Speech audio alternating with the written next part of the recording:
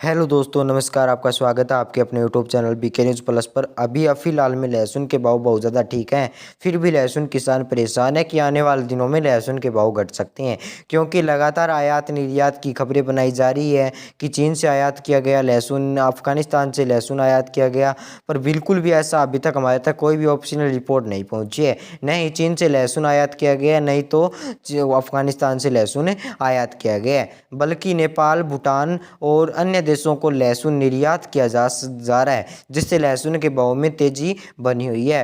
पर फिलहाल कुछ दिनों पहले अफगानिस्तान से लहसुन मंगवाया जरूर था, वह अन्य देशों को निर्यात कर दिया, जिसके वजह से लहसुन के भाव में कोई खास गिरावट देखने को नहीं मिली। और गिरावट नहीं देखने को मिलने का बड़ा कारण यह भी है कि मसाला निर्यात नीति में भी बदलाव लगातार किए जा रहे हैं। और कोई भी रिपोर्ट है कि आप प्रदान करवाएंगे। आप इस चैनल पर जुड़े रहें। धन्यवाद। जय हिंद, वंदे मातरम। साथ ही लहसुन के ताज़ा भाव इस दिन में आपको इस चैनल पर सबसे पहले उपलब्ध करवाए जाते हैं।